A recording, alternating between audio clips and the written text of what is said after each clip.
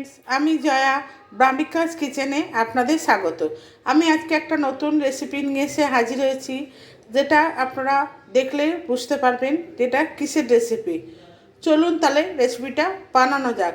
এখানে একটা স্পেশাল মশলাও ব্যবহার করেছি, যেটা আমি লাস্টে অ্যাড করব। এই রেসিপিটা বানানোর জন্য আমি নিয়েছি একটা মিডিয়াম সাইজের পেঁয়াজ, যেটা আমি এইভাবে কেটে কুচিয়ে নিয়েছি। এইভাবে কেটে কুচিয়ে নিয়েছি। আর নিয়েছি 8-10টা রসুন। আর দিয়ে দিয়েছি 1 ইঞ্চির মতো আদা।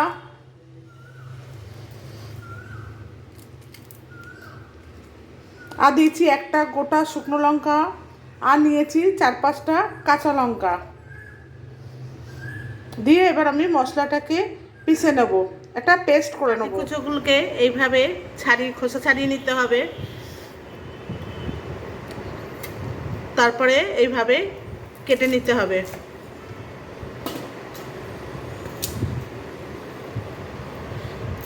সব কচিগুলোকে আমি এইভাবে টুকরো টুকরো করে কেটে নিয়েছি। দুটো মিডিয়াম সাইজের আলু নিয়েছি, নিয়ে এইভাবে আমি কেটে নিয়েছি।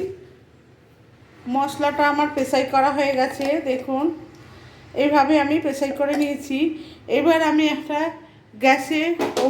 গ্যাসের ওপর একটা কড়াই বসিয়ে দিয়েছি, দিয়ে গ্যাসটাকে অন করে দিয়েছি। এখানে কিছুটা রাঁধুনি নিয়েছি, নিয়ে রাঁধুনিটা ভেজে আমি ঢেলে রাখবো। রাঁধুনিটা ভাজা হয়ে গেছে। এবার ওভেনে কড়াই বসিয়ে দিচ্ছি, কড়াইটা গরমই আছে। এবার এর মধ্যে আমি দিয়ে দেবো তেল। আপনারা সাদা তেলের বদলে সর্ষের তেল ইউজ করতে পারেন, আমি এখানে সাদা তেল ইউজ করছি। তেল গরম হয়ে গেছে, এর মধ্যে আমি দিয়ে দেবো কেটে রাখা কচুগুলো। আপনারা সিদ্ধ করেও করতে পারেন, আবার কাঁচাও করতে পারেন, তবে আমি সিদ্ধ করিনি, কাঁচা করছি। কারণ সিদ্ধ করলে একটা লোদ লোদ ভাব থাকে একটা, ওই জন্য আমি কি করেছি, এটা কাঁচাই রান্না করছি। আমি এবার কচুগুলোকে এর মধ্যে দিয়ে দিচ্ছি।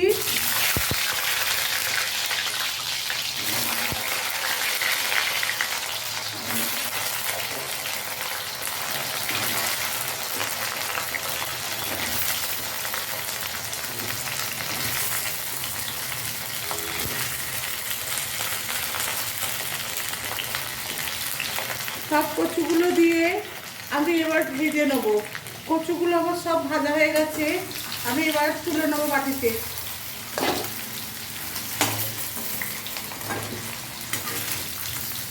এভাবে সমস্ত কচুগুলোকে আমি তুলে নেবো।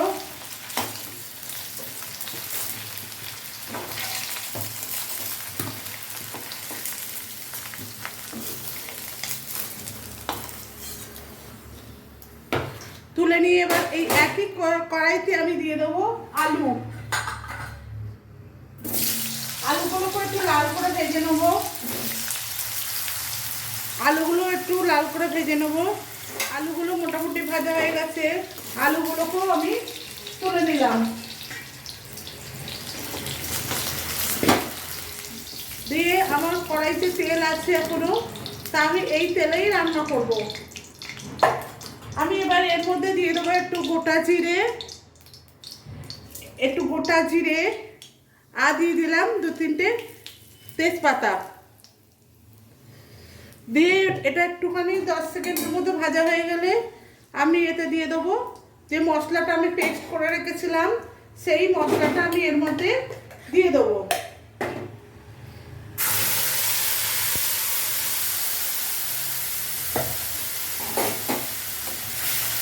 মশলাটা দিয়ে দিয়েছি।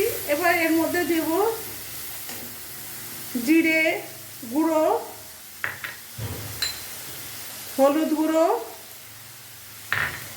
আর লঙ্কার গুঁড়ো, আর দিয়ে দেবো নুন। এবার মশলাটা ভালো করে ভাজবো।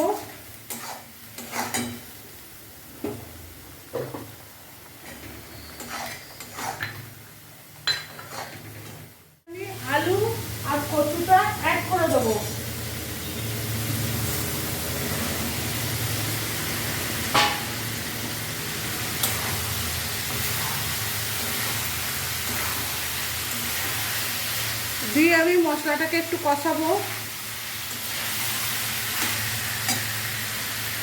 আলুটাকেও অ্যাড করে দিলাম।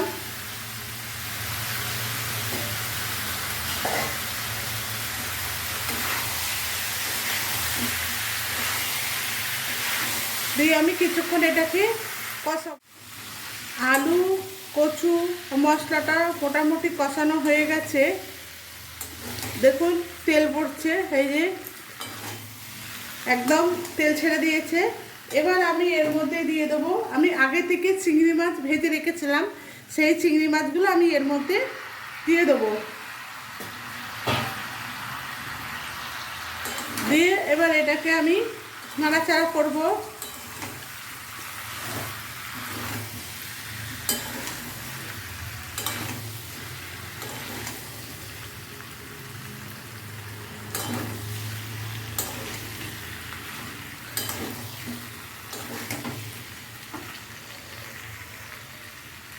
এবার এতে আমি জল অ্যাড করে দেবো।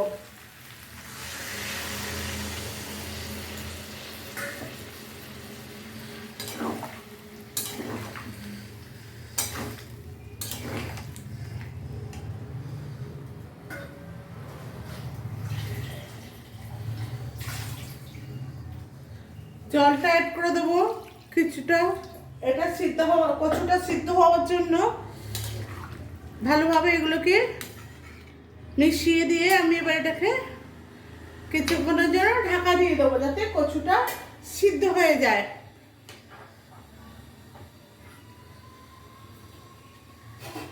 ঢাকা দিয়ে দিলাম, দিয়ে এবার এটাকে সিদ্ধ হতে। এবার ঢাকনাটা খুলে দেখে নেবো যে এগুলো কচুগুলো সিদ্ধ হয়েছে কিনা বা আলুটা সিদ্ধ হয়েছে কিনা। দেখুন আলুটাও মোটামুটি সিদ্ধ হয়ে গেছে এবং কচুটাও সিদ্ধ হয়ে গেছে।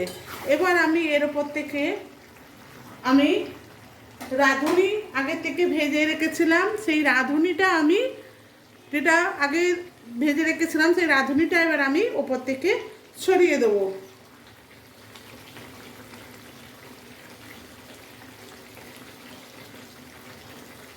দিয়ে এবার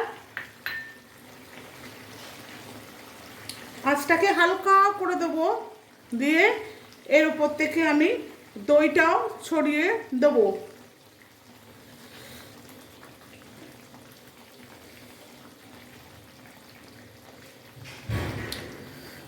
এবার আমি এগুলোকে ওপর থেকে একটু দইও দিয়ে দিচ্ছি, দিয়ে এবারে আমি এটাকে ভালোভাবে মিলিয়ে নেবো।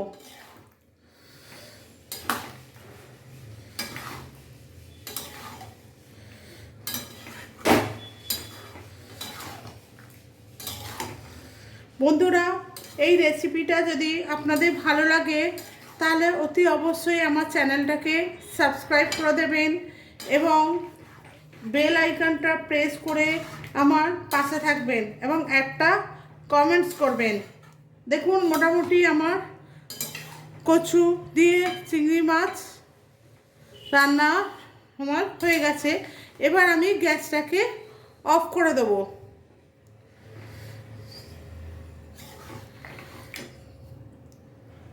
ভিডিওটা দেখার জন্য ধন্যবাদ।